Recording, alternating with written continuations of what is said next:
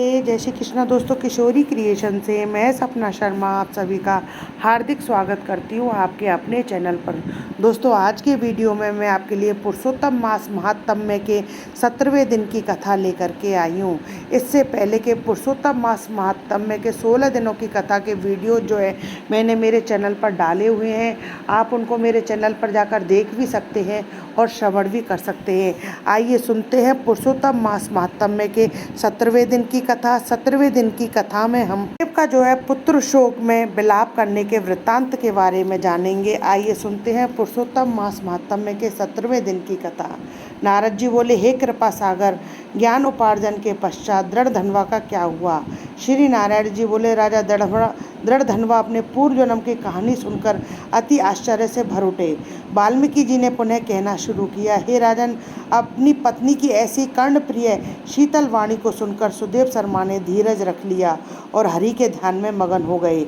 एक दीर्घ लंबी सांस लेकर फिर दीन स्वर में कह उठे, अच्छा, जो होनार है वह हो ले। इसी प्रकार कुछ काल यूँ ही बीत गया। एक दिन सुदेव ब्राह्मण श्री हरि चिंतन में निमग्न जब समिधा कुश फल फूल एकत्रित करने के लिए वन की ओर गए तो उसी दिन पुत्र सुखदेव भी मित्रों के साथ बावड़ी पर जा पहुंचा और जल कीड़ा केतु बावड़ी में उतर गया।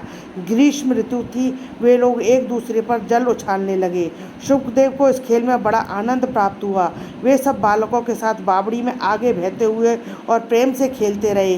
खेल ही खेल में बालकों ने उसे गहरे जल की ओर भगा दिया। वह भी उन लोगों से बचने के लिए उधर भर गया।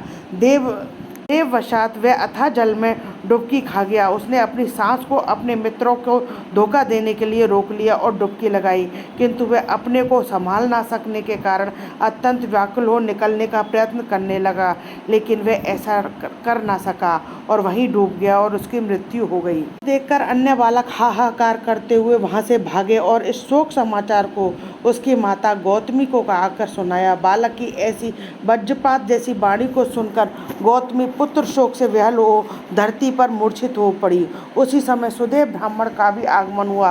पुत्र की मृत्यु का समाचार सुनकर वह भी कटे वृक्ष की तरह पृथ्वी पर पछाड़ खाकर गिर गए।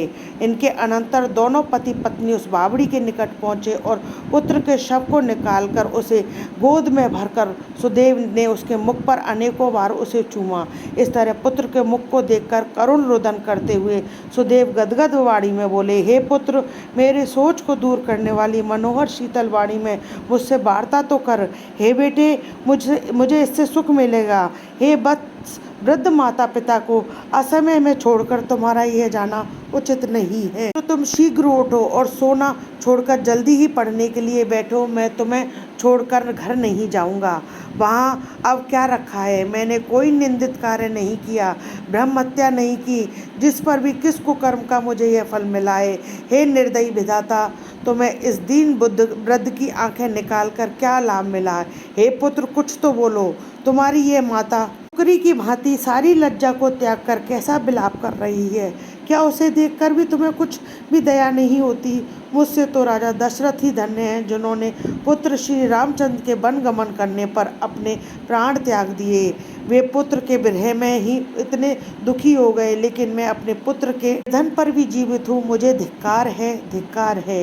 हे गोविंद, हे विष्णु, हे यदुनाथ, हे रुक्मणीपते, हे मुरारी, दीनों पर दया करने वाले दयालु भगवान, मेरी पुत्र शोक के शोकानल से रक्षा करो, रक्षा करो, रक्षा करो। इति श्री पुरुषोत्तम मास महात्म्य 17वां अध्याय समाप्तम। दोस्तों, यदि आपको मेरा ये वीडियो पसंद आए तो प्लीज़ मेरे वीडियो को ज़्यादा से ज़्यादा लाइक और शेयर कीजिए। यदि आपने अभी तक मेरे चैनल को सब्सक्राइब नहीं किया है तो उसे सब्सक्राइब करना ना भूलें। पास ही में बेल आइकन को दबाएं, जिससे मेरे आने वाले हर नए वीडियो का नोटिफिकेशन आपको मिल जाए। हिंदू धर्म, रीति रिवाज, कथा कहानी जानने के लिए मेरे चैनल पर बने रहने के लिए बहुत बहुत धन्यवाद। जय श्री कृष्णा दोस्तों। राधे राधे।